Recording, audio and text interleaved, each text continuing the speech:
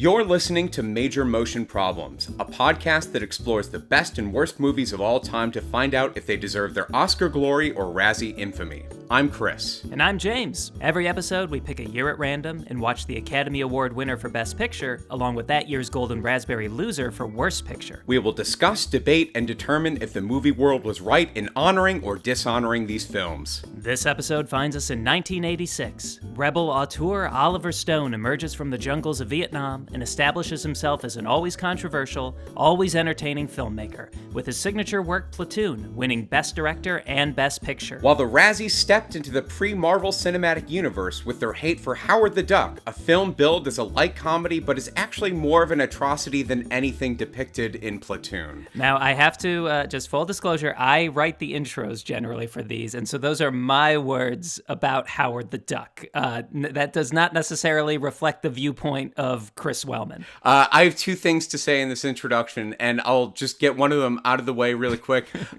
Build, use the word build in the Howard the Duck part of my intro. That's very funny. Oh man, I'm working on levels that I'm not even aware of. Wait, did you not? I'm looking at this again. Did you not realize that?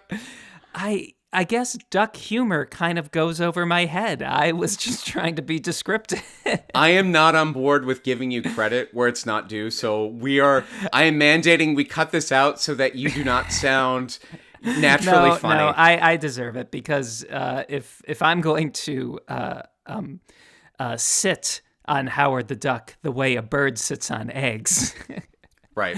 Yes. I deserve that. I need to take punches as well. I was proud of the atrocity thing, you know, like what a pairing of movies, Platoon and Howard the Duck. If we ever open a drive-in, Kris, I hope we do our best worst picture, like double features. And yes, all of our many millions of fans come and watch them with us and experience what we experience every time we record an episode. I was just thinking about just imagining the title of this podcast appearing in everyone's feeds. Platoon and Howard the Duck. It's like, if you have no idea what's going on or what this podcast is, that's an interesting title, but it's also a little psychotic. Cut to about 8 episodes from now, and we're like, you know, I was thinking about Howard the Duck, and in the ranking, I think it places a little higher than I expected. Right. Can I say my second thing? I'm sorry. Yes, please. What else do you have to say? Well, I think this is going to be your Wild Wild West. You know so much about Oliver's... about Platoon. I'm sorry. You know so much about Oliver Stone and Platoon, and I think I've spent almost 20 years now listening to you and your in-depth, very smart critiques of Oliver Stone and why you appreciate his work. So if I may invite the listeners in on this, I think we're all in for a treat to hear James talk about Platoon. It's going to be great. I've been waiting for this for a long time, and I think this will be your Wild Wild West. This is a long time in the making. Well, I was going to talk about this later, but Kris was actually there for the birth of my interest in the films of Oliver Stone, because I don't know where we were, but we were outside. I was waiting for you for something in this parking lot, and we had just met, and I think we had just gotten off campus for like the first time, and I don't know what you were doing, but I was just waiting for you, and I wandered into an FYE that was going out of business, and I purchased for $10 the Oliver Stone collection, which had every one of his movies up to, I want to say, Any Given Sunday. And it also included, which I still have, a free ticket to see Alexander in theaters. So I took this DVD collection, DVD to be clear, not HD DVD, definitely not Blu-ray, DVD collection that I still have and is how I watch Platoon for this. I took it back to purchase, and I began my education in the films of Oliver Stone, and I hope I live up to those very kind words, Kris. Shall we get into it? In 1967, Oliver Stone was a combat infantryman in Vietnam. During his tour, he received a Bronze Star for gallantry. 10 years later, in Hollywood, he was picking up an Oscar for the screenplay of Midnight Express. Now he has another story to tell, a movie that grew out of his own experience. In his 2020 autobiography, Chasing the Light, Oliver Stone focuses on the early days of his filmmaking career, to have the space necessary to meticulously detail the insane amount of hard work, creative growth, and self-delusion it took for him to forge his artistic life and reach what he views as his first truly fulfilling triumph, 1986's Platoon, a film inspired by Stone's own experiences serving in the Vietnam War. Before making the film, Stone already had a seemingly steady career in Hollywood, with an Oscar on his mantle for Best Adapted Screenplay for 1978's Midnight Express, and writing credits for films as varied as Conan the Barbarian, Scarface, and Year of the Dragon. Yet Platoon, one of the first scripts he wrote fresh out of NYU Film School, remained unproduced. It had opened doors for him, landing him those other jobs, but Hollywood wasn't interested in helping him make his story. As he writes in Chasing the Light, "I hated this town so much. Such cowards. They don't want my films. They don't want the real Vietnam." But as Stone would later reflect, 1978 was the start of the Vietnam on film wave. Hal Ashby's Coming Home was followed by Michael Cimino's The Deer Hunter, and then Francis Ford Coppola's Apocalypse Now, and then major motion pal Sylvester Stallone's First Blood and Rambo First Blood Part 2, good times, and then Chuck Norris essentially doing the same thing in the Missing in Action series. I have no clue what those are like. I have no interest in finding out what those are like. Some of these films were more critically successful than others, but they all made money, even the ones with maxed out budgets and expensive movie stars. So why was Hollywood so reluctant to help Stone make his film, one that was drawn from his lived experience and one he was, more importantly, hoping to make for as little money as possible?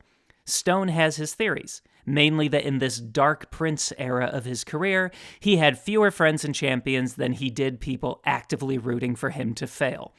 He doesn't shy away from talking about his hard living days and the effect it had on his work and family life. My thoughts as to why the Hollywood machine didn't see much in Stone's well-regarded script for Platoon is that unlike the other films we've mentioned, it's not a big idea story. No one enters the film with operatic orders to terminate anyone with extreme prejudice, or finds themselves fighting for their life in historically dubious rounds of Russian roulette, or even simply picking up the pieces after coming home. Platoon is, as I quoted Stone earlier, the real Vietnam. One of young men marching through rain-soaked jungle, shooting at shadows, their only reward the chance to say they're a day closer to being discharged. Captain! Captain, we've been overrun. We're pulling back. Over. God damn it, Lieutenant! Where are you gonna pull back to? They're all over the perimeter. Now you be advised. You will hold in place, and you will fight. That means you, Lieutenant. Bravo 6 out.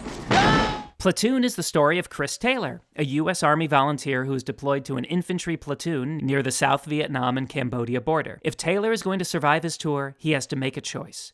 Does he align with the empathetic, sly, and pot-smoking Sergeant Elias, played by an Oscar-nominated Willem Dafoe, or the hard-ass, mutilated, seemingly unkillable Sergeant Barnes, played by an also Oscar-nominated Tom Berenger? All right, Sergeant, who do you want on ambush? Weiss, you take your squad out. Warren, you stay in, but I need Texan Jr. from your squad. Roger that. Okay, move out in 2-0 mics. I thought it was O'Neill's turn tonight. No. Tubbs and Morehouse are short. Pew Shang's going on an R&R tomorrow, and you want to send them out on an ambush? You got the fresh meat, buddy. They don't know shit, Barnes, and chances are we're gonna run into something. Think about it. Guy's in 3 years. He thinks he's Jesus fucking Christ or something. O'Neill, your short-timer stay in, but you go out. I need veterans out there. After a few nail-biting missions and violent skirmishes, tensions boil over in the film's most upsetting sequence, where Barnes accuses local villagers of aiding the North Vietnamese army. With no proof, he kills the village chief's wife and razes the village, despite the protests of Taylor and Elias.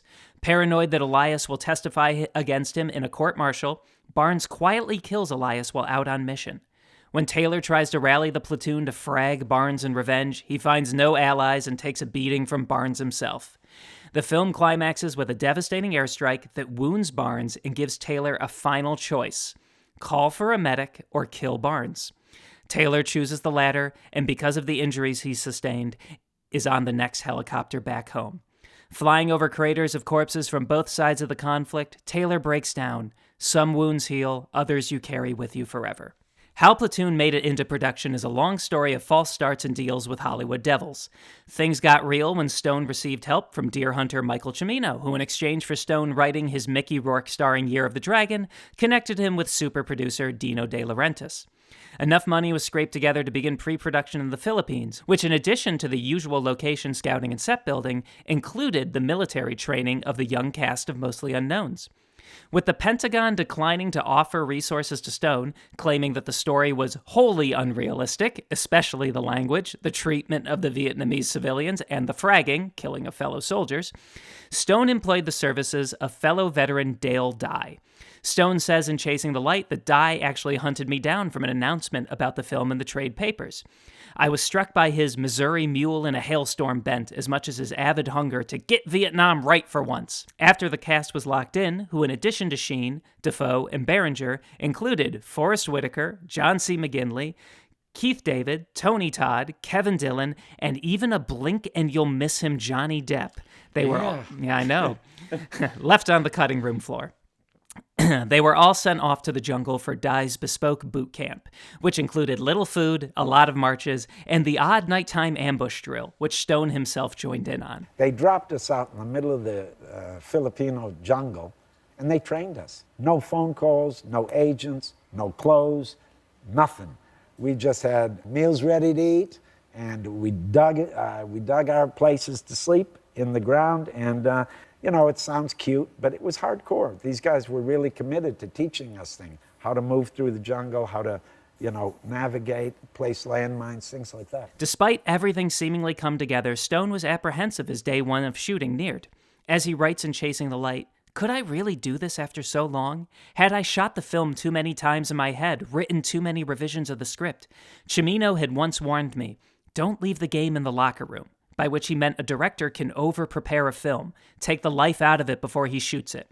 In truth, after all my past up and down excitement, I approached the actual shooting detached and somewhat emotionless, a workmanlike director trying to keep a steady course.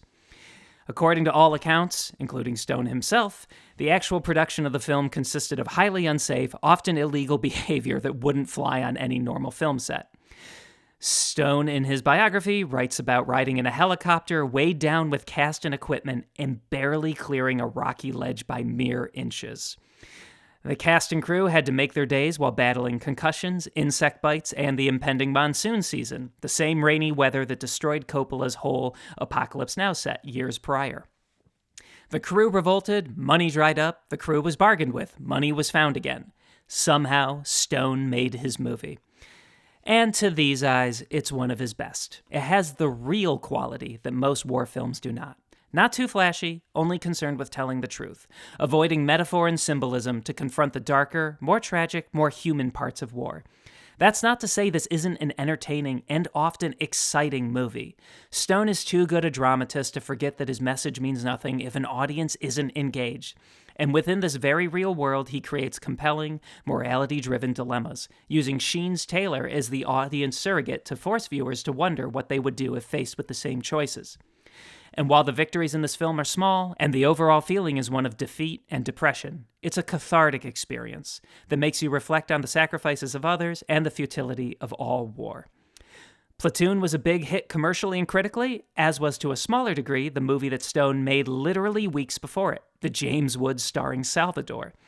That film's troubled production was a table read for Platoon's, but it proved that Stone's uncompromising vision of the world had finally intersected with the public's desire for challenging stories. In fact, it proved what Stone learned at New York University Film School, which he attended on the GI Bill after his time in Vietnam.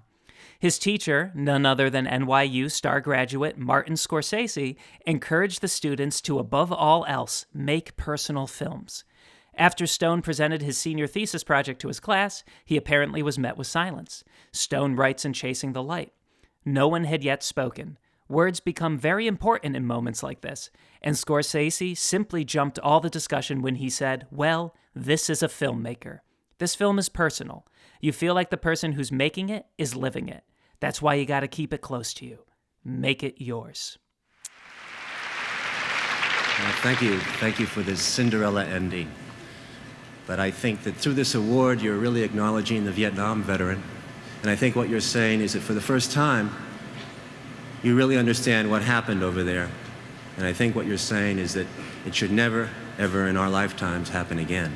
And if it does, then those American boys died over there for nothing, because America learned nothing from the Vietnam War. What'd you think of Platoon, Kris? Wow, I'm a little embarrassed to admit I had never seen Platoon before in its entirety. Maybe I've seen clips or scenes or sequences, but watching this movie in its entirety really affected me. It is such a profound and, yes, personal movie. I'm a little speechless. I'm not sure where to start.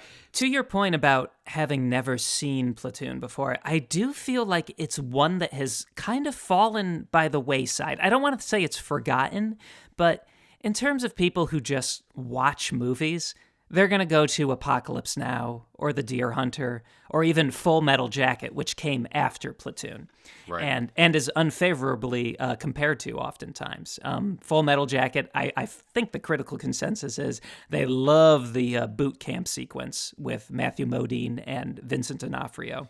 Right. But when it gets to actually going to Vietnam and Kubrick is shooting on, sets that he built on London sound stages, it loses something. Now, I haven't seen Full Metal Jacket in a while, so I don't quite remember exactly how I felt about, those two portions of it. But Platoon is, first and foremost, it feels lived. It feels very, very personal, very close. And I think one of the things that, again, sets it apart from all those other movies is this is such a simple story that doesn't actually unfold in a traditional sense. It's like these little bits of like character moments in the first 45 minutes or so. And then, it's hell. Sheen is just trying to survive. And it builds to that village set piece where finally Tom Berenger and Willem Dafoe come head to head. And it's that decision there that then determines the main points of the rest of the movie. As you were watching this for the first time, were you struck by that? Did it ever feel episodic to you? Did it feel engrossing? Or, I'm just sort of interested. I am always struck by how small and quiet the actual story is. Great point. I watched this movie twice. The first time, it just kind of washed over me, and I was surprised that usually, my hypercritical mind starts this is the cold open set piece where they're, doing this and things are getting really bad. I guess we only have a half hour left or whatever. The first time I watched Platoon, I just kind of let it wash over me. And then the second time I was actually paying attention to the story and figuring out all the characters and what do they want. There's a very simple story there, which is Charlie Sheen goes from being a little wide-eyed, not necessarily naive, but right. he's much less hardened than all the other men around him. And he sort of becomes one of those men by the end of the movie, right? This is a story that's been done many, many times. I can't think of any off the top of my head. Oh, what's the David Mamet movie about scamming? House of Games. House of Games. She is the scammer by the end of the movie. Right. She starts out a little wide-eyed, comes into this world, and by the end she's just as hardened as anyone else in the world. Bad example, but this story has been done many, many times. And I'm not saying it's cliche or anything. It works so well for this movie. And Oliver Stone does it in a subtle story way, because you could be really distasteful with this. And I love the moment where Charlie Sheen, Taylor, is about to kill Barnes. And that was such a strong, amazing character moment and story moment where he's finally, become one of the people that he's surrounded by. But you could have set that up in such a tacky way earlier in the movie, where you set up the same scene and he's an opportunity to kill someone else and he doesn't do it. You know what I mean? If you gave this to a screenwriter who probably had a lot more experience and hadn't gone to Vietnam, they would have set it up in a much more clear way. But the moments in this... I think with, to that point specifically, you end up with Apocalypse Now then, which is not necessarily a bad thing, but that's where you get stuff like Robert Duvall obsessed with surfing, that whole sequence. And then the big question of Marlon Brando with that. You're not a killer or soldier, you're an errand boy. Like you get stuff like that, which can be very affecting. But I think to your point, there's something just much more gut-punchy, visceral about this. And that plot point, whether he kills Barnes or not, in the original draft of the script, Sheen, Taylor, was better than that. He chose to let him survive and stand for his crimes, I believe. It wasn't until, he's down in the Philippines actually making the movie and out of the eye of Hollywood that Stone was like, nope, he's going to kill him. I mean, that's a good story too. You'd have to finesse the ending. It may feel a little corny, and it may come off almost a little like that TV show The Newsroom, where it's like you're almost starting to imagine, like, wait, is Oliver Stone saying if he were in Vietnam he would have done the right thing? Because obviously you can see some comparisons to the main character and Oliver Stone. Exactly. So yeah. So it is look, neither one of us have been to war. Neither one of us certainly have been to Vietnam or were in Vietnam, but we have family members. I have family members who were in Vietnam. We can only imagine and, watch documentaries. But whereas Apocalypse Now seems like a colorful, like, impressionist painting of Vietnam, this is like a journalism, photojournalism photograph or something like that of Vietnam. Something much more real. If Oliver Stone were directing Apocalypse Now, I'm sure he'd look at all the colorful smoke and be like, what is all this? This was not in Vietnam. This is... Yeah, in Chasing the Light, he's not dismissive of those films because obviously he admires the filmmaking behind it, but like it's not what he knows. It's not what he experienced. And so there's always, and I completely understand that, there's always going to be part of him that is like, like the real story should be told. And, when it comes to The Deer Hunter, it's amazing that Michael Cimino proved to be kind of essential in getting Platoon made by helping Stone connect with the people with the money.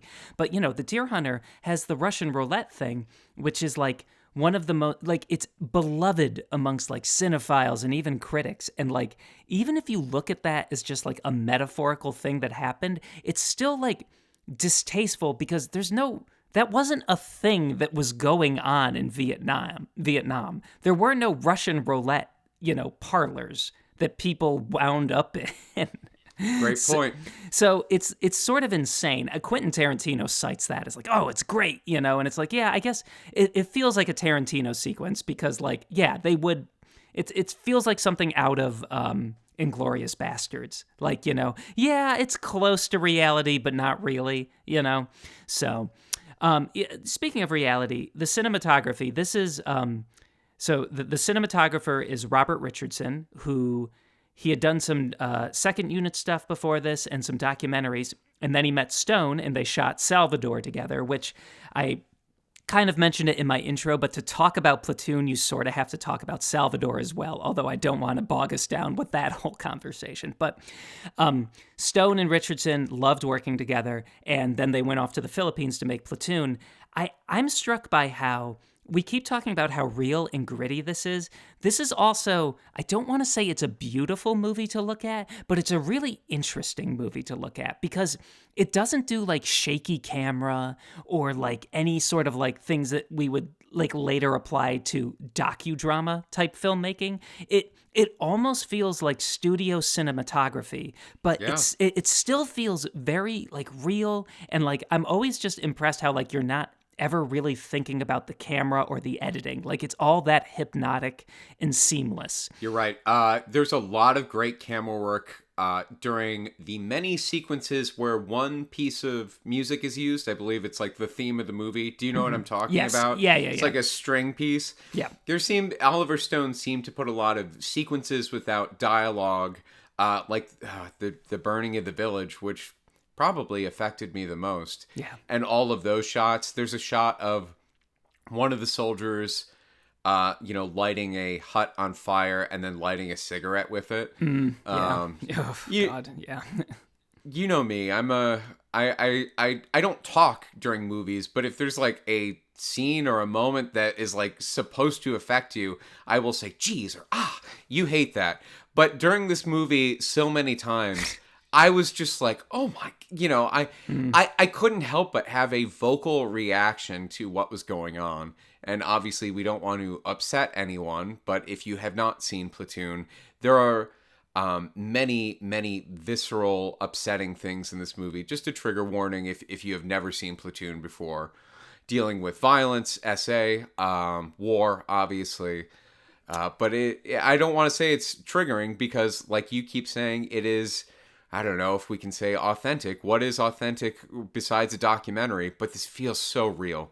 Well, that's a great setup for another thing I want to talk about. So the critics of this film, including the United States government, say that it's, as I said in the intro, wholly unrealistic, especially the elements of fragging, so soldiers killing other soldiers. Stone did not participate in any of that by his account in Chasing the Light. He does say, though, that friendly fire is a bigger cause of American death in the Vietnam conflict than ever reported. And that is dramatized a couple of times. An airstrike is called in while American forces are still there. Like, forces lose their lives because of confusion over orders and where people are supposed to be. And that, it speaks to just how out of depth the United States was in this territory.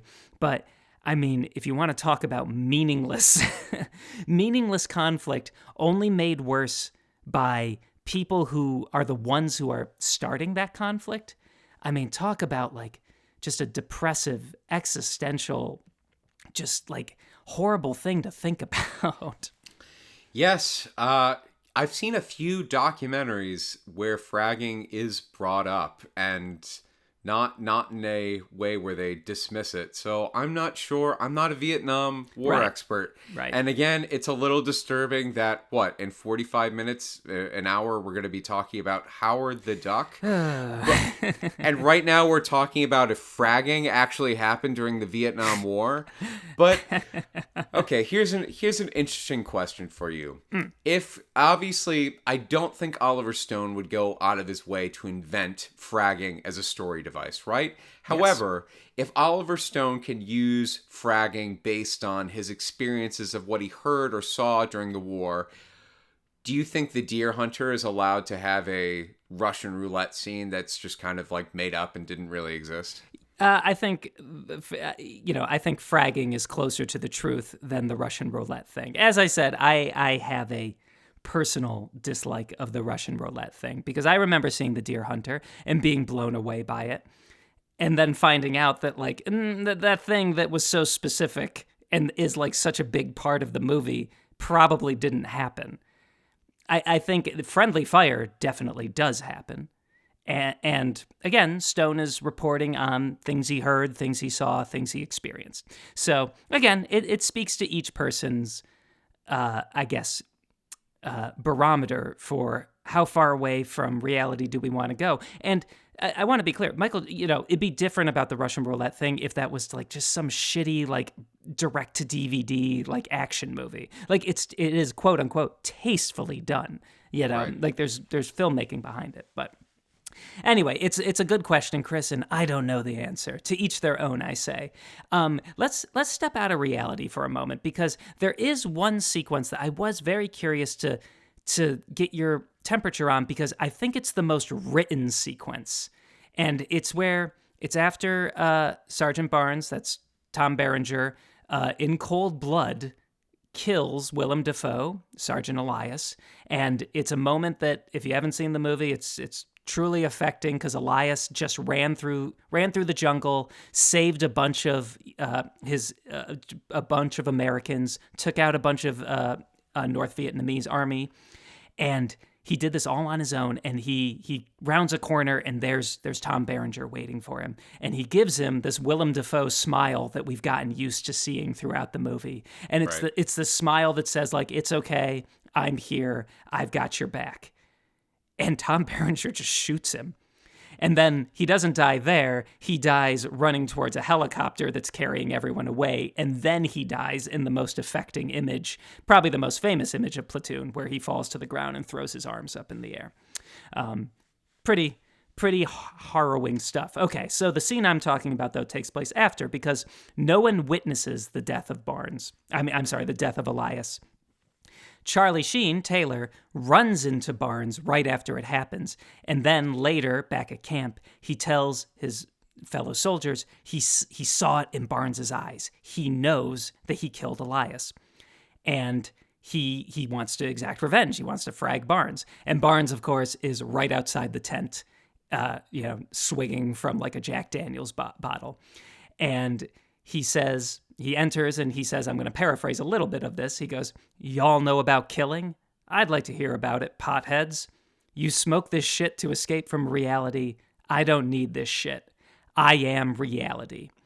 And I both love and kind of bump on this scene because it's so structurally perfect and it builds to this great obligatory moment where Charlie Sheen launches himself at Tom Berenger and they fight, and Barnes might even kill Sheen right there in front of everyone. Instead, he just cuts his cheek and then he leaves. But for me, it's probably the least real moment in the movie. What did you think of that scene? Did that take you out of it, or did you think like, okay, now the screenwriter is on screen?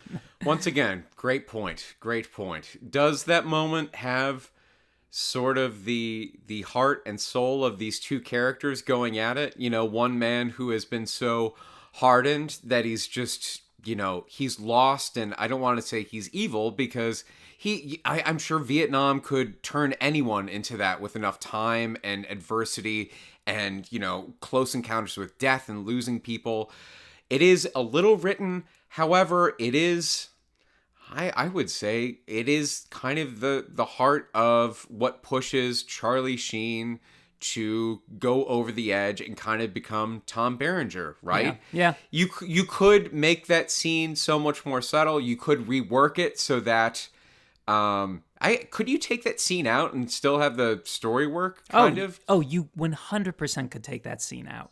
Which is it's interesting to think. I didn't even think about that because it's still like Taylor is still he knows what he knows. Like there is no new information that like clouds like his judgment or like makes him think otherwise. He knows that Barnes killed Elias and he wants to exact revenge, So you don't need, like, it is interesting that he tries to convince all of his friends, to join him so he has backup. So it sets him up to go it alone. But you are right, you don't need it because what's going to happen is the other part of that scene is Barnes talking about his philosophy that the only thing that any of them can rely on is order and following orders and being a part of this machine. And that's the only way any of them are going to survive.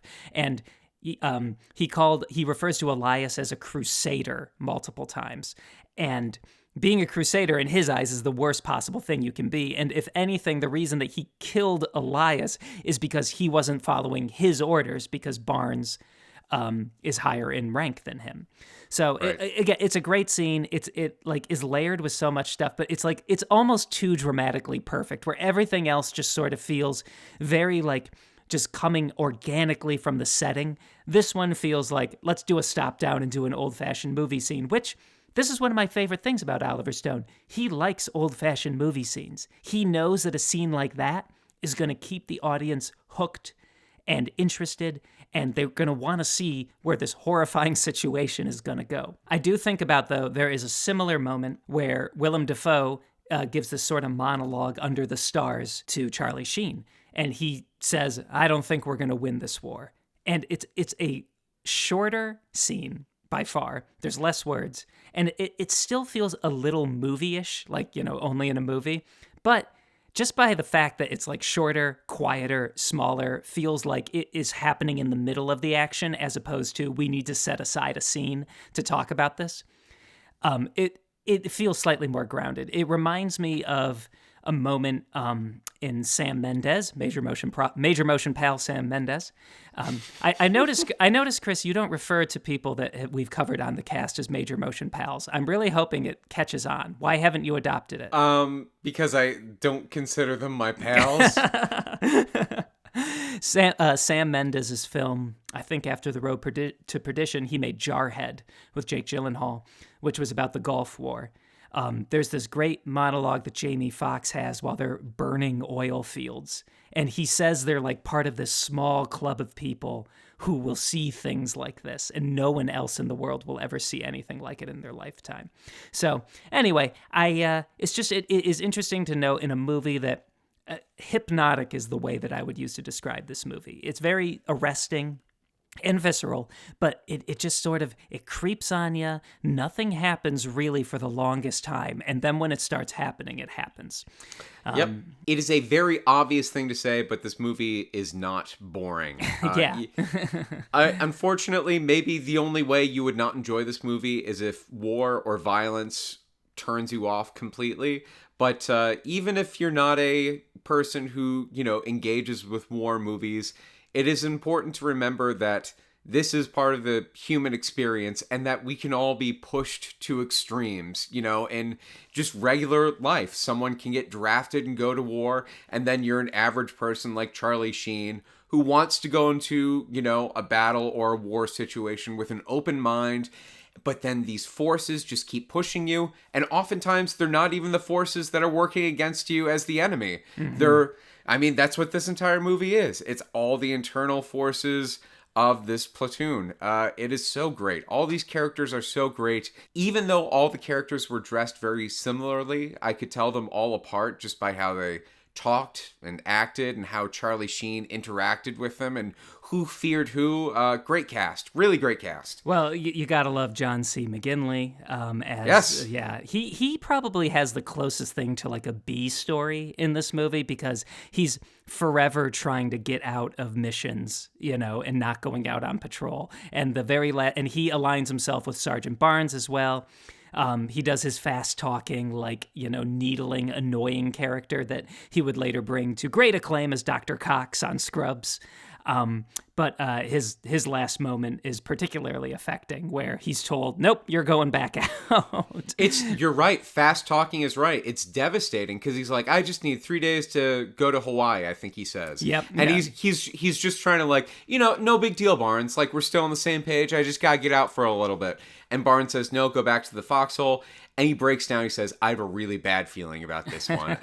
Again, these are just, I assume, ordinary men. Oliver Stone, I don't think the voiceovers in this movie were entirely necessary. Yeah, they weren't. They're very of their time. Just because, look, I don't want to take away from anything Oliver Stone went through, but I'm just saying, you've put so much on the screen already, and I love Oliver Stone, and you're opening a door into Oliver Stone that makes me appreciate him too. However, I think we can both agree that he loves to put his themes big, center stage. I'm thinking of Wall Street and all the times Michael Douglas has monologues about, finance. Greed is good. Greed is good. Yeah. And he has a lot of other speeches in his office too, doesn't he? About how what something percentage of the world, owns this percentage of the wealth or something. He's constantly going on speeches like that. This movie is a little less of that, but you're right. That scene where you could take Barnes out, that was kind of a Oliver Stone theme scene. Very much theme. And I think, though, that this speaks to his goals as a filmmaker is he's not afraid, dare I say, he's fearless in choosing to do something that will be considered cliche by many, because he hopes that he wants his films to be seen by as many people as possible. And does anyone have any interest in watching a depressing Vietnam movie about, soldiers killing each other? No, of course they don't. But he finds the way to tell the story. Although, let's be clear, you prefer Wall Street, Money Never Sleeps, right? You prefer the sequel. This movie was so profound that I kind of nixed a joke right away that I was going to do. After your intro, I was going to say, "Oh my gosh, James, I'm so sorry. I watched Wall Street 2, Money Never Sleeps. Can we talk about that instead? I know nothing about Platoon. I am so sorry." That's so wonderful. Thanks for saving it till now. Let's do some light razzing of Oliver Stone to finish off our section here. In that Stone DVD collection, it also has Wall Street. It also has Talk Radio. Do you remember watching Talk Radio with me? I love it. Eric Bogosian play that he adapted. Absolutely nuts. The Doors movie. People don't like the Doors movie. I love the Doors movie. It is a big middle finger to literally everyone who likes Walk the Line, the Johnny Cash movie. I like Walk the Line. I want to be clear. I really like Walk the Line, which came over a decade later. The Doors, though, is like hanging out with Jim Morrison, and it's great. Huh. It's good. Can you give me a highlight from the Doors movie? I've never seen it. I know there wasn't he locked in a closet as a kid? Tell me. No, there's none of that. No, it's just like a nutty whatever. It's a nutty, kaleidoscopic journey through the 60s with some of the greatest music ever written, and the Val Kilmer performance as Jim Morrison is awesome. They mix his vocals with the Morrison vocals. Wow. Surviving members of the Doors all hate it, even though they appear in small cameos. It's another one that is just sort of like a weird, like staring at like a color changing wheel sort of movie. I, for whatever reason, watched that with my mother at home. And she liked it too. So, honey, what did you think of Oliver Stone's The Doors? She got sucked in as well. So I am proud though that I kept everything in that DVD package, including the ticket to see Alexander, the Colin Farrell starring epic in theaters, which I believe has since received multiple like directors. There's a director's cut on DVD and then an ultimate cut, which I believe is supposed to be, even more director cutty than the director's cut. Gee whiz. Okay, Francis Ford Coppola. Okay, we get it. Well, Stone was doing it first. I think, did we see Snowden in theaters? I think that's his last narrative film. He's been doing a lot of documentaries lately. And again, I want to be so clear. Go to Oliver Stone's Instagram for the best film criticism you will see. He listed as one of his favorite movies of last year as Wicked. He listed Wicked. He says that he was not familiar with the source material or the music or Ariana Grande or Cynthia Erivo, and he loved the movie. Did he? Was he holding space for Defying Gravity? Of course he was. I am like thinking about though. That has to be amazing to go through life completely unaware of Wicked and then go into it with truly like, well, it's about the Wicked Witch of the West. And like that being a novel idea in your head, like, oh, you mean from The Wizard of Oz? Right. Like, that's amazing to me, especially him. So he has a heart. He can be a scary man. He can be a controversial man with opinions that you may not necessarily be aligned with. I think, though, he is one of the great cinematic thinkers, and I admire his work so much, and Platoon is one of his key films. What a treat, James. I've been waiting a long time to hear you give me a big retrospective on Platoon like that. That was wonderful. Tim Robbins. It's a bird! It's a plane! Leah Thompson. This is unreal. I mean, it can't be. And introducing... Doc? It's Howard. Thank you. Howard, the Duck, daffy defender of truth. That must be quite a responsibility. Justice. I'm suing. And nice plumage. Whoops. James, I assume we just had a smart, mature conversation about Oliver Stone's Platoon and its impact on cinema. However, it's now time to talk about the 1986 film Howard the Duck, directed by Willard Huyck and produced by his wife and writing partner Gloria Katz, along with George Lucas and Lucasfilm. It's time to talk about comics, IP, and wait, why wasn't this animated again? So please allow yourself to change gears. Maybe spin around in an office chair for 15 minutes, or deprive yourself for sleep for a couple nights, or go for a 5-hour jog next to a busy highway. To adjust to a changing lifestyle. I pull it out! Until he discovers just who he really is. Oh, no. A duck in big trouble. That's a duck, man! Howard the Duck, trapped in a world he never made. In late 2019 and early 2020, several online outlets pointed out that Howard the Duck was suddenly trending on social media, with many people chiming in to praise the film and offer interesting facts about the movie and the original Marvel Comics character. Why? A tweet from former NFL pro Chad Ocho Cinco Johnson, who called it his favorite movie from when he was a kid. Sure, Oliver Stone's Platoon has depth, story, and actual meaning, but Howard the Duck has the honor of doing so poorly at the box office that George Lucas had to sell off the computer graphics division of Industrial Light and Magic, also known as Pixar. Wait, what? Really? Yeah, oh yeah. Much like another movie we've discussed, Burn, Hollywood, Burn, Howard the Duck has a lot of baggage. Thankfully, in this case though, the baggage is actually pretty interesting. His name is Howard the Duck, and he's the lead in the new movie produced by Star Wars creator George Lucas and directed by Willard Huyck. Howard is a superhero. He's a little guy. He's a stranger in a strange land. He's quackers. He's nuts. He's nuts. I love him. What a guy. The real Howard was zapped from his home planet to Earth. He thought his incredible adventure would make an exciting film. He just wrote us a fan letter and asked that essentially we listen to his story because he thought it was pretty amazing. But it's the first film that actually we have cast with a creature from another world. The screen's newest superhero is elusive off camera, but his co-stars had plenty to say about Howard.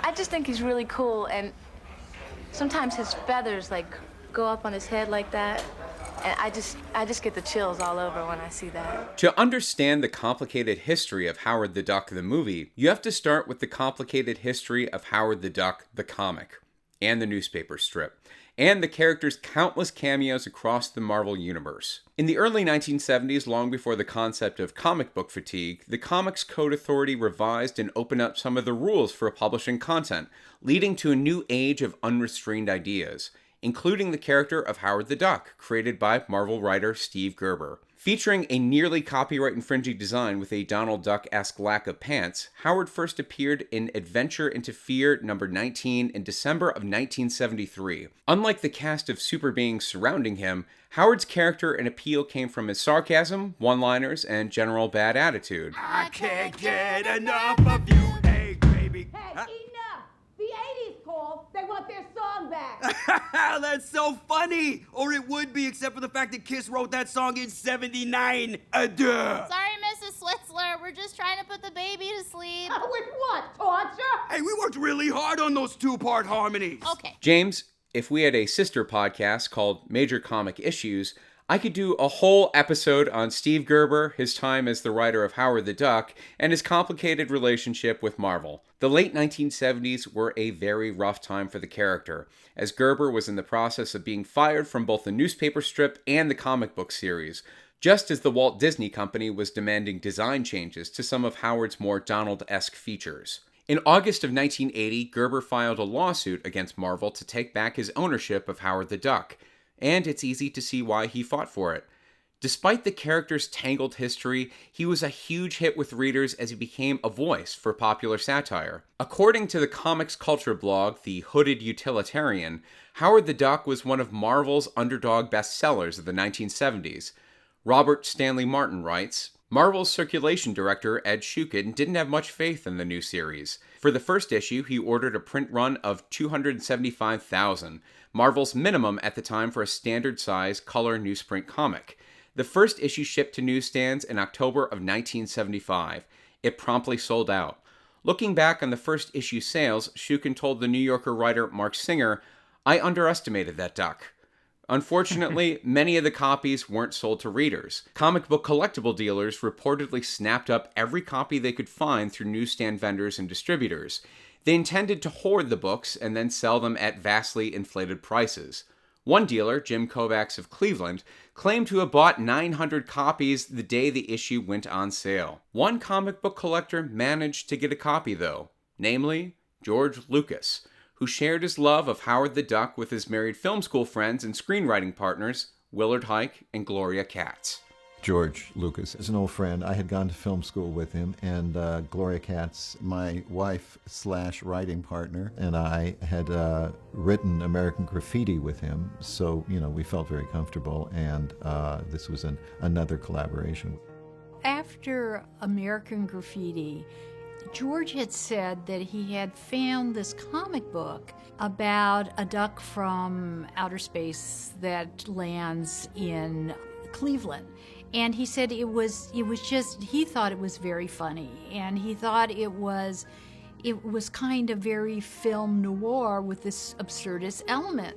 And we sort of forgot about the idea. But then by the sort of early 80s, we began to think, well, maybe there is, as ridiculous as this idea sounds, maybe there is something that would be very entertaining in this film and very unusual. Following the release of Return of the Jedi in 1983, Lucas had given up his presidency of Lucasfilm to focus on producing, and the stars aligned when Universal Studios optioned Howard the Duck, hoping for a blockbuster summer movie. Lucas initially wanted John Landis to direct and was quoted in The Telegraph on his 70th birthday in regard to his current feelings on the film. "My greatest regret in my career is that John Landis was unable to direct Howard the Duck.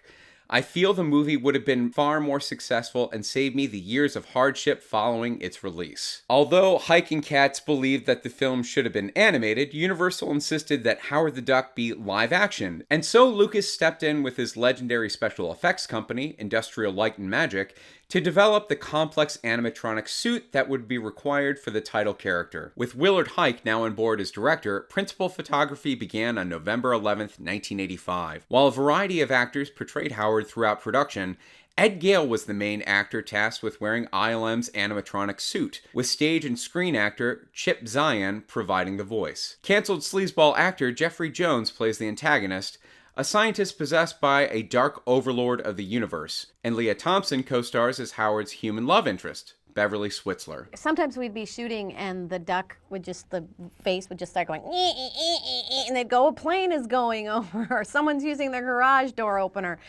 And the worst thing was that they would do the duck's close-up before mine. I was like, dude, I'm the leading lady. Can't you do me before the duck? No. As I've been reading Howard the Duck comics for the last week or so, I've noticed that the situations and humor of the film are actually pretty similar, but the light adventure tone is entirely different. Just like in the comics, Howard does end up being transported into the human world, but instead of finding himself in some quirky satire, he must team up with Beverly to stop a galactic villain from destroying Earth. The movie ended up becoming a hugely expensive bomb for Universal, sparking rumors and fights over blame at the studio. On a personal note, I do not recommend watching the films Platoon and Howard the Duck in the same 24-hour period. To take in such a wide range of humanity in just one day is not good for anyone. Humor and horror have merged into a monolith of pure dread. Call him Howard the Duck. Ooh, ain't no way to conceal it. With a feather's touch, I love him apart. Call him Howard the Duck. Ooh, if it ain't funk, you don't feel it. And he shot an arrow straight to my heart. Coming from George Lucas, a Willard Hike film, a Gloria Katz production. All right. So are they in love at the end? Is that what that lyric is supposed to be? I thought they're just friends. Oh, God. All right. How do you want to do this? I didn't like this movie, if that wasn't clear. All right. I'll start with my top line note. And this is why this movie scares me so much, is because if someone came to me with this idea, I would think that is a lot of fun and I could do something really fun with it. Let me just start with my top line. That is scary. Yeah, it's scary, but look, not to date this podcast, but I just saw Superman, James Gunn's Superman, and the entire time I was thinking Howard the Duck should have been directed by James Gunn, because the big thing that this film is missing, I think, is any sort of heart or character arc. Can I just really quick let's play How Would You Make Howard the Duck Work?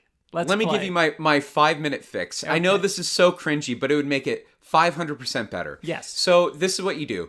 Maybe set up one scene in Duck World where Howard's going through a divorce. He's lost his job. He's just at the end of his rope, and he's just tired of this life, and he's exhausted. And he just middle-age exhaustion and ennui. Gets transported to the human world.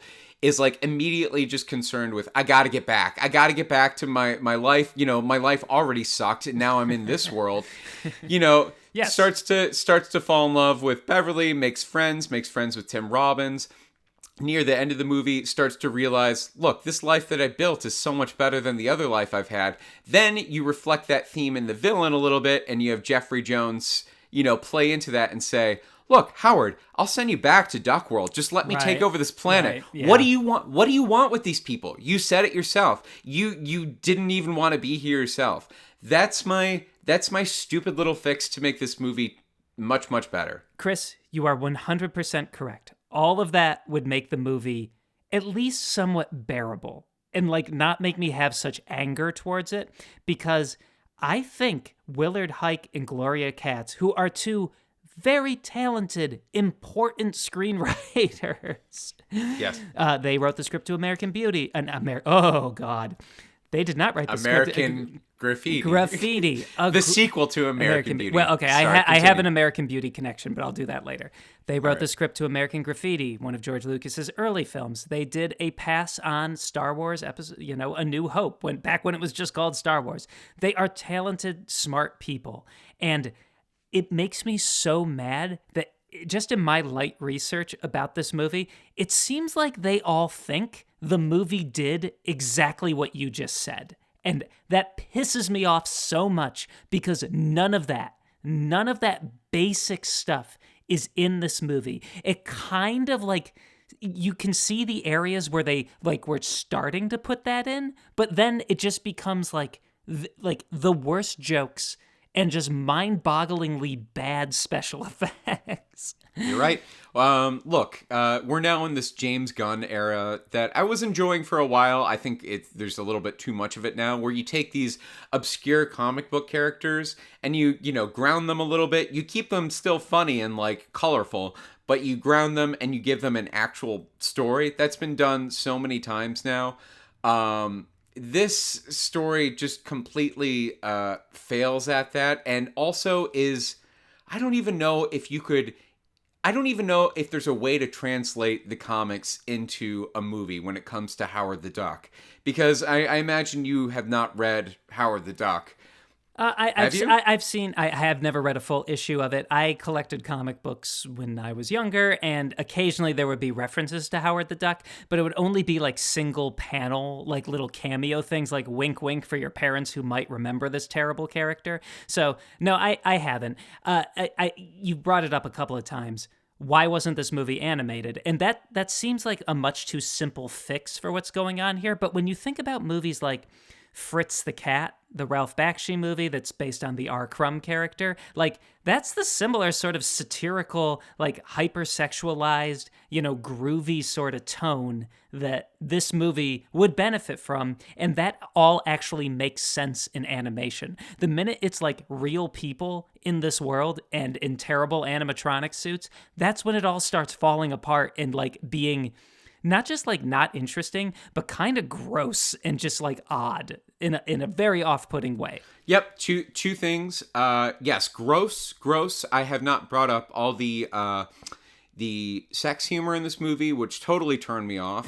I wanna bring that up a little bit later in context of Jessica Rabbit and Roger Rabbit. And the second thing I want to bring up is a little tangent. Just give me a little space to explain this.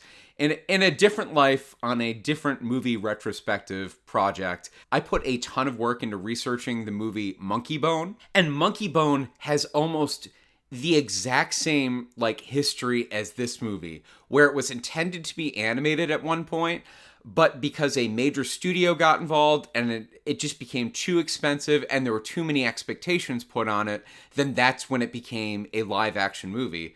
Because for some reason, studios think, the next step after animation is live action. That seems to be the trend. Like, though the cartoon's big enough, we gotta make a Flintstones live action movie. It's so weird that we haven't had a Jetsons live action movie yet.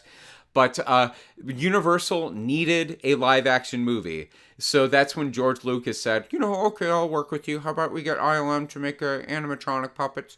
And Universal was on board with that. So it seemed like it was a contractual obligation that turned into, well, I guess we can make this work with ILM. George Lucas had a lot of involvement with the suit. And it is... Look, I know this. What is all of this in service for? But that suit is so impressive. I was. But okay, but hold on. Is it though? because I'm trying to remember exactly what Howard looks like in my head right now, and I can't. So I'm looking at a picture of him now, and I'm like, oh God, now I'm remembering how like the mouth kind of just moves arbitrarily. It just seems like the mask has something interesting about it in that the mouth can move, but not in any interesting way. But then the rest of it is just just clothes for an actor. So I'm wondering, like, what is so special about the suit either? Well, so yeah, you're right. Look, it's not like it's a full robot, but that face, so many expressions come out of that face. That's my whole point. No expressions come out of that stupid face. It's all the same.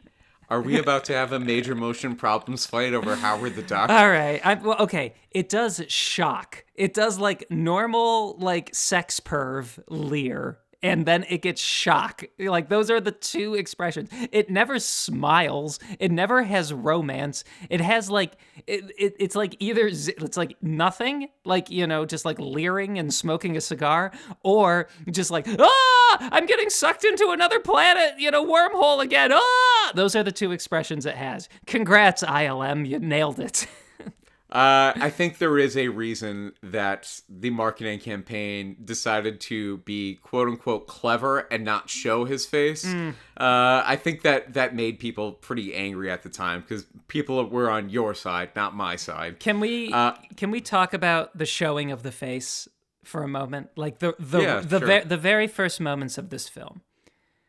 I don't understand how these people who are expert filmmakers and wonderful screenwriters thought that they were doing something very clever with the old, okay, here's an establishing shot of a city. Oh, there's 2 moons. Interesting. There aren't 2 moons in our world. Otherwise, it looks like ours. We go into an apartment. It's all in shadow. A door opens. We don't see who comes in.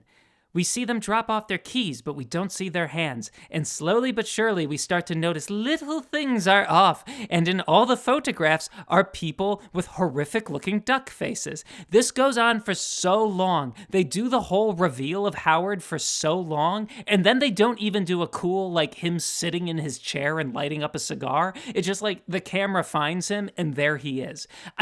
I don't understand how they can't even do a basic schlocky character reveal in this movie. There are so many things I don't understand about it. That's where it starts. Yeah, you're right. They should have. It seems like they should have separated out the special effects and the actual filmmaker, because I have a feeling when you have George Lucas involved and he's an expert on special effects and also he knows story, he was probably a big hand in, making this movie such a special effects centered extravaganza. There are so many special effects scenes in this movie. It's crazy. And even that opening scene is kind of a special effects scene in a way, because everything had to be custom built. You're dealing with puppets. I know you're not impressed with the suit, but the main actor who, portrayed Howard was basically blind in the suit. So he had to do all of his acting in reverse and then had to go through the motions to get. It is an accomplishment, even if it's not impressive. Right. I want to tip my hat to everyone on the physical production side of things, and I had the privilege of working on a movie where an old ILM hand was involved as the head of visual effects, and it's fascinating to watch him work because regardless of the quality of the movie, he was approaching it as like, all right, I'm going to solve a problem and make this look as good as possible. And I agree, maybe for the time, this stuff all looked a lot better. And it was kind of cool, but I'm just being honest now though. There's no I'm not gonna say it was impressive for the time when it seems like it wasn't even that impressive for the time. Now, okay, can I ask another question? And I'm sorry if this is gonna throw us off track immediately, but I think this kind of sums up the issue with the film's humor, the quote humor. So Howard in that first scene is watching TV, and you get a bunch of 80s commercials, but except there's duck people doing the commercials. And he decides to open up a copy of, is it Play Mallard? Is that the duck The duck joke that they do, play mallards. Sure. There's so many duck jokes I don't remember. Most of them aren't very good, including this one. But anyway, whatever the Playboy equivalent is, he opens it up, and there is in the centerfold a nude duck, which, if you can imagine, is a human body with a duck head and furry, everything else, like it's covered in feathers. And after Howard says, well, my airbrushed beauty, which is like, is that a joke? I don't even, okay, whatever. So before anything can happen to Howard, his chair, there starts to be an earthquake. He says, uh-oh, a quake, in case we were worried, earthquakes don't exist in this world, and he was letting us know that they are. Then his chair gets sucked through a wall with him in it. And he flies through a series of apartments, including one where there is another duck lady in the bath, and she is topless. Why did we see 2 topless duck jokes within 15 seconds of each other? You're right. It's terrible. I don't like it at all. I would honestly, I would forgive 1 topless duck joke. Why did we see 2 so close to one another? No, I despise all of the jokes like that in this movie. If you read the comics, sometimes it leans into the smutty humor a little bit. Apparently, when Steve Gerber left the comic, it just became so smutty and just intolerable. But Marvel knew that was a selling point of this character. So maybe that's why they included it. I have no idea. Can I ask you a question? Please. I did not like any of Howard's dialogue. All of his jokes are the worst. But let me ask you a question. Do you recognize the voice of Howard? Sorry, I almost said his name. You said his name in the intro. I'm not familiar with the actor who is the voice of Howard. I think you might be. So when we were in high school, we both played the narrator in Into the Woods. And did you ever watch the DVD with Joanna Gleason, the production? Yes, with Bernadette Peters as the witch. Yeah, that one. that's Yes. it. Okay. Yes. Definitely did. Yep. The baker. He's the voice. Oh, no kidding. Imagine that. I need a cheesecloth. Imagine that, but Howard the Duck singing it. I'm trying to match the two, and I think he puts on a bit of a voice for Howard. I didn't necessarily like the words Howard was saying, but I didn't mind his voice either. It's kind of a relief because, you think it would be like Robin Williams or someone like that, and instead it's kind of a voice that I wasn't familiar with. Can I tell you something funny? Yes. So there are so many articles about this. Robin Williams was supposed to be Howard the Duck. Of course he was. Oh, God. And apparently it didn't work out because he was restrained by the animatronics and because they had to. I think they started production with just tracks that they would sync the beak to. Mm-hmm. So he was working to basically lip sync the existing footage, which just sounds like a nightmare. Robin Williams is not going to do that. He is not going to sync to pre-existing tracks. Let me just do one quick tangent here. The opening of Mrs. Doubtfire, though, is very interesting because it shows exactly what he would have been doing on Howard the Duck. There's animation on the screen, and then he's syncing his voice, which is the opposite of how animation works. Anyway, very funny. Very funny. Unlike Howard the Duck. Can I tell you my American Beauty connection? This is the same movie. When Howard is telling Beverly, what he was like, what his life was like on Duck World, he talks about how, he had dreams of being a musician, and, he even had a band for a little bit, and, he, kind of made it somewhere, but then, his parents told him to get real and get a life, and so what did he become? A copywriter.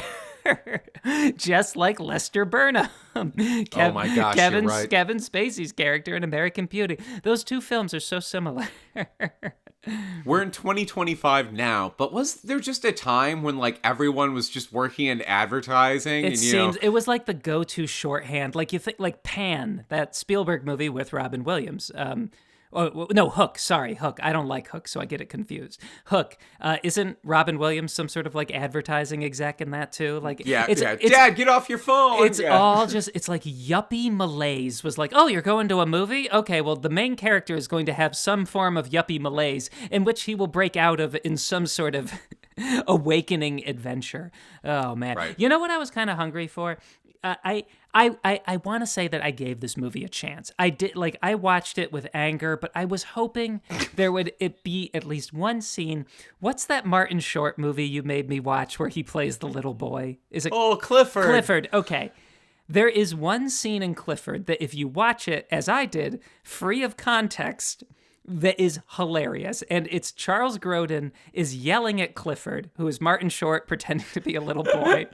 And he lists off these things that we haven't seen, but you do see them in the movie. But imagine if you haven't seen these things. And he says, like, you've basically ruined my life. You had my identity stolen. You've ruined my life. And Martin Short is staring at him doing his like little Clifford thing.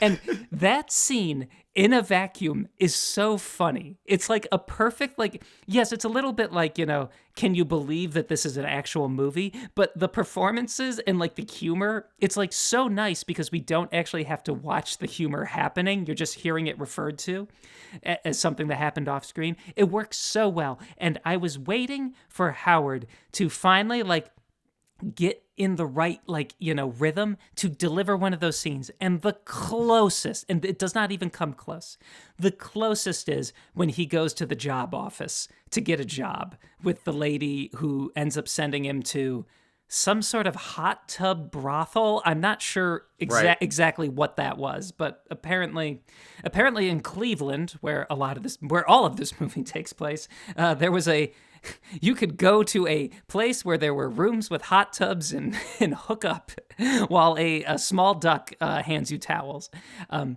We were close with the job scene. Close. Yeah, but you're right. Not quite. That scene almost seemed like a Barry Sonnenfeld scene. Yes. Because it starts out with they give me all the losers, all the freaks. It was very fun.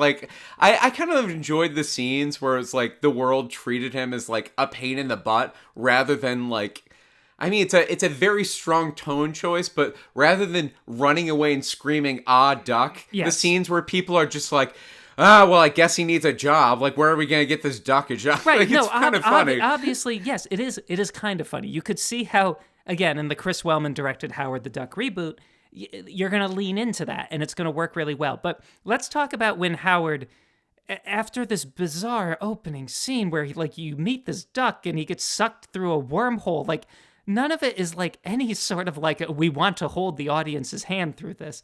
All right, so he lands in an alley where this is the type of movie where people who go to punk rock clubs, apparently they will kill you. There is so much fear of people in leather with piercings who are just normal people going out to a rock club. They find Howard. They just pick him up and drag him inside. And then you get an off-screen shout of hey, that kid shouldn't be in here. So get it? It's a kid in a costume. But it's where is the logic of this? It's these people in leather find this thing in that looks like a human but is also a duck, and they just decide to let's torture it. Let's try to make its life as upsetting as possible. There's so many moments like that where it's we are people from outside society. We must be mean and evil. It takes me out of it, really. Yep. Those guys walked right off the set of a RoboCop sequel and into this movie. Yeah, but in RoboCop, okay, but let's shout out Major Motion pal Paul Verhoeven. The success of RoboCop is he creates this super violent world where you believe that characters would act like that. This is the whole point of Howard is he is supposed to comment on real life, and be a social satire. So instead though, we get just everyone behaving like a cartoon. It might work in an animated version, but when you put actual people, actual adults acting this way, the effect is not enjoyable. Yeah, it's I agree. I want to bring up a point I brought up earlier, which is I don't want to sound weird, but I do think generally the chemistry between Roger Rabbit and Jessica Rabbit works in Who Framed Roger Rabbit. It's very cute and sweet and innocent, and yes. there's nothing dirty about it. Roger is just in love with Jessica and is always asking for carrot cakes, and Jessica finds Roger very, very funny. This relationship between Beverly and Howard is just gross, and it seems like Beverly is always being just mildly harassed by Howard. The way he says toots, and he's just always mildly sexist. there's nothing charming or fun or old-fashioned about it. Maybe it worked in the comic. Maybe it was shocking and, campy in the comic. But, yeah, you're right. Until the Kris Wellman, Howard the Duck movie comes out, I do not think this premise is going to translate to the screen well. Why does Beverly find a condom in Howard's wallet, and the condom isn't in a wrapper? It's just like a condom. Why does that happen? Tell me, Kris. Probably they want to show a condom to show that he's, a middle-aged duck who has sex. And then they were like, well, does this read on screen? And George Lucas was like, I don't know. Does this read William Hike? And Willard Hike said, I don't know. I'm a writer. I'm not a director. Do you think this reads? What do you think, ILM? And ILM says, well, we can design Doug Chiang is currently designing a new condom without the wrapper that we think will read better. And George Lucas says, well, maybe in about 20 years we can go back and we can change the scene maybe and put the condom wrapper back on. But the important thing is this needs to register as a condom. So that's why there's no wrapper on it. And they bring it out. Actually, there was a wrapper, but George Lucas has spent so many cuts getting that scene right. It's the R2-D2 behind the rock pile. So great question, James. Why was that condom in that scene? Let's move on. Yeah, I again didn't. You never saw Platoon. I never saw Howard the Duck. Didn't realize Tim Robbins was in this movie. Gosh, he is over the top. I don't know what to say. Just too much. It's just like when you eat something, it's just way too sweet, and you're like, oh, okay, I'm not in the mood for dessert anymore. Like, this is too much. It kind of reminded me of realizing Susan Sarandon's in Rocky Horror, except Rocky Horror is great. It works for what it is, and the music's great, and I love Rocky Horror Picture Show. Tim Robbins isn't gonna, this is not a cult moment for him. Okay, I will. Can I say one thing that I didn't like, but I thought was passable? I'll allow it.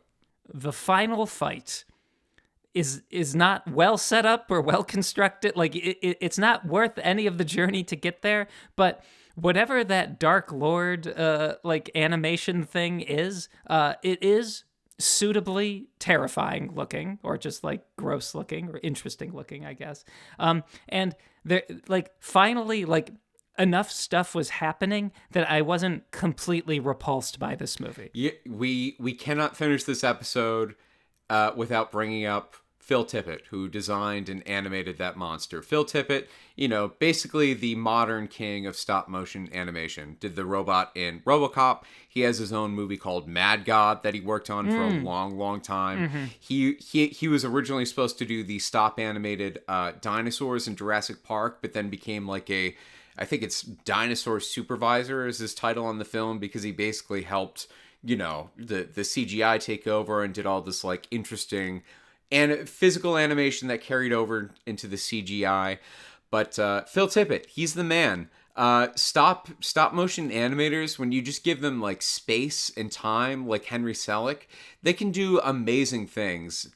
And this was at a time, I want to feed this into a broader point, if you might let me. That it just kind of applies to this sequence of the movie. But this is a point I brought up to you on car rides or just while we're hanging out, that up until recently, it seemed like if you wanted to do a special effects movie, you had to be a particular kind of person, right? You had to be like a Robert Zemeckis or someone like that to develop the custom technology required to make the shots. And I'm just thinking about simple shots in Back to the Future, where the car is coming down from the sky, which is stop animated, crosses behind a street lamppost, and they divided the camera so you can't tell that it's not flying in the right hand of the image. Then they use a little a speed bump to make it look like the car is finally landing. That takes a lot of, you can't just hand that over to a second unit person if you're in the 1980s or 90s. You have to have the confidence to go to the studio and say, yes, I can do all of these shots. Yeah. And up until recently, it took very specific personalities to do that. But the interesting thing now is that almost anyone can make a special effects movie, because it seems like the departments are almost siloed a little bit. You see people making special effects movies all the time because the process doesn't require months and months of, going into something with a plan and how are we going to animate this. Things can be changed much more quickly. So now we have all these different kinds of filmmakers who are equipped to make special effects movies. And all of this is what all this is leading to is, of course, Howard the Duck could only have been made in the 80s this way, because only George Lucas would have picked up the comic and said, "Oh, this is not half bad. Oh, I have a whole giant special effects empire that could actually make this." No other person could pick up that comic and be like, other filmmakers could pick it up and be like, Sidney Pollack could pick it up and be like, "Hey, fun story. What am I going to do with it?" Right. I'm not talented enough to animate this. I'm not talented enough to, figure out an animatronic man in a suit. However,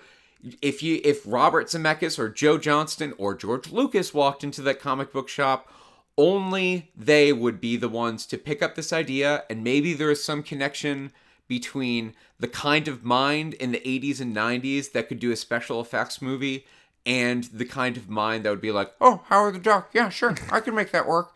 That was a very long point, but it's a good one. It's a good point, because it's like they're always looking for opportunities to push technology along with their with their storytelling as well. Yeah, story comes first, but the opportunity to do something technologically interesting as well. I remember, it must be from a couple years ago now. I don't specifically remember where it is, but if you look on YouTube, there's a conversation between Kevin Feige, the president of Marvel, and Jon Favreau reflecting on Iron Man. And Feige says that what excited him about Favreau's take on Iron Man was it was a chance to combine technological innovation and storytelling. It was built into the movie, the chance to do that.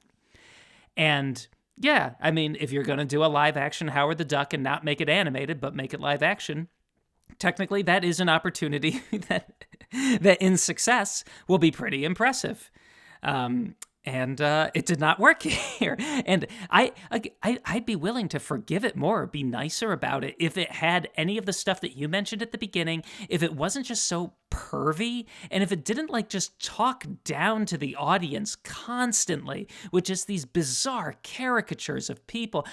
It doesn't even get moving fast enough, rhythmically, to be something like What's Up, Doc? The Bogdanovich movie, which is like a live-action Looney Tunes cartoon. That movie gets away with so much because it just keeps going and going, and it's joke after joke after joke. Instead, we get just ham-fisted, which sounds like a Howard the Duck sort of character, right? Ham-fisted. Ham-fisted.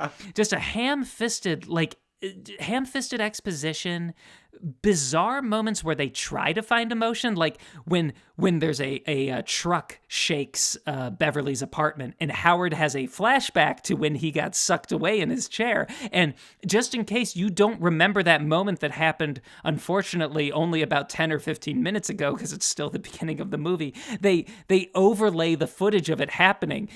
This movie is so dumb, and it thinks... I can't get over what little I've looked into about how the creators feel about this movie. I think they did okay. That this is all passable stuff. It's not. And I'm going to be hard on it because they should all know better. I watched a lot of interviews. They think they did their best, and I don't know. They didn't. Again, they truly did not. Okay. Well, We're coming back to a theme that we talked about in Wild Wild West, which is, I don't know, if there would be any way to fix or solve this movie, would it be done A, in the room where it was written, B, on set, or C, years before in the Universal conference room where people are just sitting around and talking about, blue sky, what is possible in the realm of the world. You know what I mean?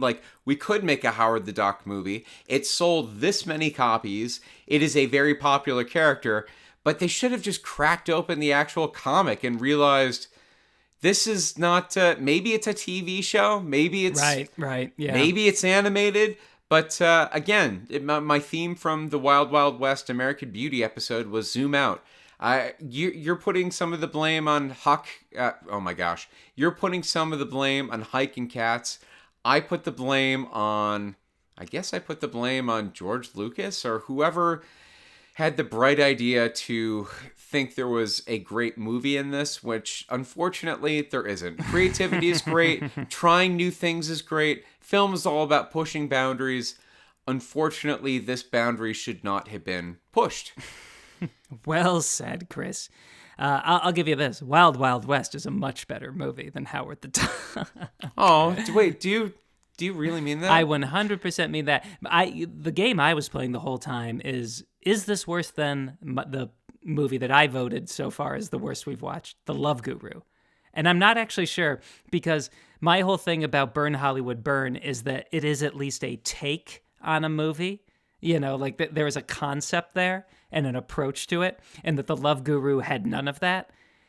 This technically also has a take and an approach, and yet maybe it's just recency prejudice, but I think I hate Howard the Duck a little bit more than The Love Guru. Wow. I'm not sure, though. And hey, you're not going to find a bigger fan of Thomas Dolby than me, and this is not some of his better work. Sorry. He does not seem engaged in the behind-the-scenes materials. Because he knows. He knows. He openly says, like, yeah, these lyrics are really silly. I think some of the lyrics in the song are like, Hickory Dickory Dock or something it's just like ridiculous. Everyone should, believe it or not, today, I could be wrong, but I saw on YouTube that it might be the 40th anniversary of Live Aid. Oh, wow. Go watch David Bowie's performance of Heroes, where right before he introduces his backing band, which includes Thomas Dolby on synths, and who Bowie says is the future of music. Wow. I should also mention John Barry did the music the for this orchestral movie. stuff. Yeah. And the music is very over the top. If I may go back to one of the points you made about the very forced emotional moments, which were all underscored by lots of music. The first like half hour of like, you know, their meeting in the rain, like that was all horrible and forced. The worst scene of the movie, I think, is at the fountain outside the museum or the academy or whatever. And Howard is just like spewing all this terrible forced dialogue about how, like, you're telling me a janitor's supposed to get me home? Just leave me alone. I've had it with all of this 20-minute mark of the movie. I am so fed up with all of it. It's just like, all right, you're really painting by numbers now. Like, I wish they painted by numbers. I wish they painted by numbers more, or at least threw the whole board out the window. Because like, there's so many stretches of this movie where it's like, what is the guiding purpose of anything that we're looking at right now? There was one moment that did make me go, heh. Which is after the hot tub brothel scene, it cuts to Howard just walking the empty Cleveland streets alone in like a ratty coat, like in a like newspaper cap, I think, on his head. And it's like, oh, that's kind of funny. Get it? He's down on his luck, like in an old school movie sort of way. We needed more ideas like that. Less ideas like an unwrapped condom in his wallet. The comic had a film noir tone, if you couldn't tell. And if they had leaned into that, they could have leaned into that, but I don't think a movie with that kind of like tone could survive in the 1980s. I think people would be like, what is this? Right. Today in 2025, we have a new James Gunn movie out every year that feels exactly like that. And it's sort of like, I'm used to all these comic book characters just being goofy. But like, when you introduce these colorful IP characters into a general audience, you often have to like suck them into the human world. Is that what Masters of the Universe did? There's so many movies that have done that. Smurfs, I think, did that. You always have to bring them into the human world. It's like, well, I guess we have to make it relatable now. It's like the Star Trek where they come back to our time, the present of whenever that movie was made to save those whales. I remember that being kind of funny. Like that was a good fish out of water concept. You know what? That's probably the best example of that kind of movie. Because if I'm not mistaken, that was like an effort to not revive the series, but like they wanted to do something a little bit different with it, right? Yeah, and it was good. And they found some great comedy there. There is no comedy in Howard the Duck. And this was a great discussion, Kris. I didn't know I could hate something this much. The new film, Howard the Duck, is an Earthbound adventure with an outer space influence.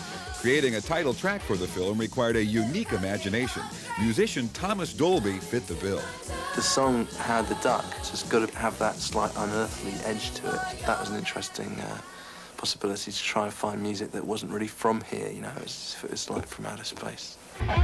That wraps up our discussion on Platoon and Howard the Duck. Thank you so much for listening. Please look us up on TikTok, Instagram, and YouTube at Major Motion Problems. And please feel free to email us at majormotionproblems@gmail.com. We would also appreciate if you rated us on Apple Podcasts or Spotify. We end every episode of Major Motion Problems by randomly selecting our next set of Best Worst Pictures. Kris and I are on the cutting edge of artificial intelligence. So let me just ask ChatGPT to pick a year between 1980 and the present.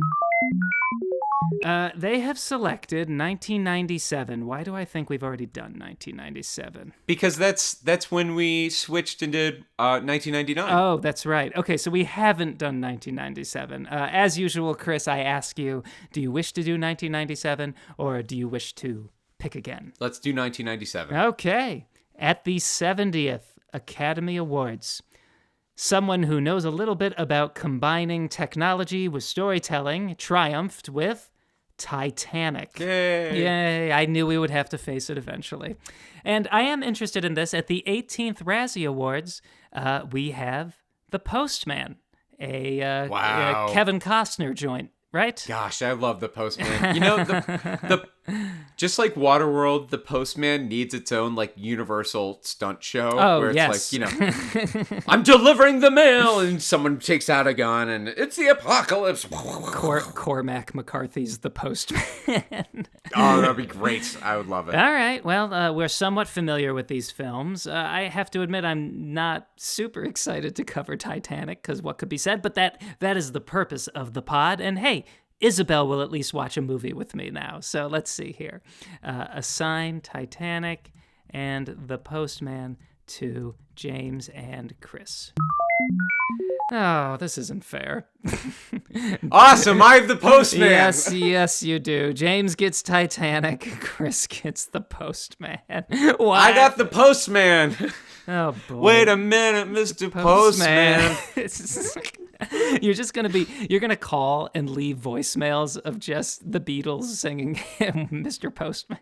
If you want, you can use a Major Motion Problems trade card if you really want to. No. I live by ChatGPT. I die by ChatGPT. And honestly, I was a little overwhelmed and hesitant to cover Platoon just because I knew the movie, and it's a serious movie. What are we going to say about it? And I think I did okay. So maybe I'll try. You did. Maybe I'll try something with Titanic. Let's see. You talking about Platoon for me has been the highlight of this podcast so far. I really enjoyed it.